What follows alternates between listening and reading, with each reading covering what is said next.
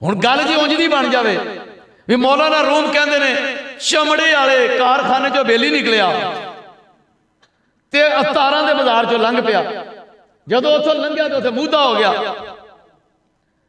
वो लोगां क्या खरे नूं की बन गया, पैगाम उहदे घरदिआं नूं भेजिया। उहदे भरा सी वड्डा ते उहने पूछया भी किहड़ी जगह ते बेहोश होया भरा मेरा। उहने आख्या भी फलाना बाजार है तारां वाला दी चौक च वड्डी दुकान दे अगे बेहोश होया पिया। उन्हें आख्या मैनूं पता लग गया क्यों होया ते तुसीं जाओ टेंशन ना लवो। मौलाना रूम कहंदे ने वो बाकी सारे भज्जे ते जाके कोई कलियां मले ते कोई जनाब उत्थों भी उन्होंने कोई मौलाना रूम कहंदे ने वो तो कोई खुशबू कढ़ के लई आवे ते संघावे भी इहनूं होश आवे ते कोई उहदियां तलियां मले ते उत्थे भी जनाब अरके गुलाब दे नाल ते नक दे अगे खुशबूआं लाउण ते होर बेहोश होवे। समझ आ रही है जिहड़ी मैं गल कहना चाहता वां वो भी समझ जाओगे हौली हौली। ये वो जिहड़ा भरा आया ना ते उन्हें सज्जे खब्बे वेख्या, उन्हें पर आगे ने रूड़ी तो कुत्ते का गंद लभ्या, लभ के शॉपर च पाया, लिया के उहदे नक ते जदों नाल लाया ना ते हौली हौली उहनूं होश आउण लग पई। मौलाना रूम कहंदे ने वो लोकां नूं महसूस कराया भी मैं कोई दम दुम क्या करना वा ते वो कुत्ते का गंद उहदे नक नाल लाया। फिर दूजी बारी फिर ते वो हिलन जुलन लग पिया। बंदिआं नूं आखदा तुसीं परां परां चले जाओ, तुहानूं नहीं पता मैं किहड़ा दवाई लैके आया। उन्होंने जनाब बकायदा प्रॉपर सुंघा के उठा के ते नाल लै गया। मौलाना कहते हैं कि जिन्नू होश ही गंद नाल आउणी होवे उन्नू संदल दी खुशबू ते गुलाब दा अर्क ते उहदे नाल तां सुकून फिर नहीं हुंदा। ओए जिन्नू कंजरखाने च सुकून आवे, जिस फिकर नू फिल्मां विच सुकून आवे, जिस सोच नू गलाजत और गंद विच सुकून आवे, फहाशी ते बेहयाई में सुकून आवे, जे सोच और फिक्र नू गाने सुन के सुकून मिले उन्होंने नात सुन के कित्थों आना है।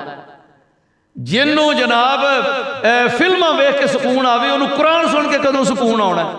इस वास्ते मौलाना कहते हैं कि पहले सॉफ्टवेयर का जायजा लवो। जे तो सॉफ्टवेयर तुहाडा वो चमड़े वाले बेली वाला हो गया है, जिन्हों खुशबू सुन के जिन्हें बेहोश होना है उन्होंने मजीते सुकून नहीं आने लगा, वो मजीते बेचैन हो जाएगा, उन्होंने उत्थे सुकून आवेगा जिथों का सॉफ्टवेयर फिट होया है। इस वास्ते कहते हैं पहले सॉफ्टवेयर बदलो, सॉफ्टवेयर, ताकि तुहानू सुकून अल्लाह के घर च मिलना शुरू हो जाए। तो जदों अल्लाह के घर च आया रूह नू चैन होवे, सुकून होवे, फिर तुसी समझ लिया जे कि वाकई ही रसूलुल्लाह के नक्शे कदम ते चल रहे हो तुसी। क्योंकि जदों अल्लाह ने सैर कराई तो खुद ऐलान फरमाया सुभान अल्लज़ी अस्रा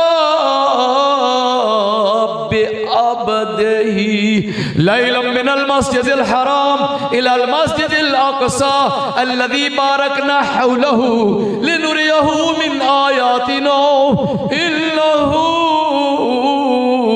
हुवस समीउल बसीर। फरमाया पाक है ओ जात, पाक है ओ जात। इहदे विच जवाब दे दिता उन्हां लोकां नूं जिन्हां ने गल आखी किवें बंदा जा सकदा है, लाउण लगे फिरदे हुण किते ते किते अपने फिरदे बंदा किवें जा सकदा है। हुण तां साइंस ने दस दिता ना कि यह जमाना तो उत्थे ही चल रहा है ना जिथे जमीन ते राउंड अबाउट सूरज चंद गर्दिश कर रहा है। कुछ एरिया होवे कि जदों उत्थों परां बंदा चला जांदा उदों टाइम पीरियड जमाने जमूने खत्म, सिलसिला ही खत्म हो जाता। ठीक है, अल्लाह के महबूब जो गए ने तो जो वापस आए ने तो उत्थों ही फिर कायनात का निज़ाम शुरू हो गया, उत्थों ही।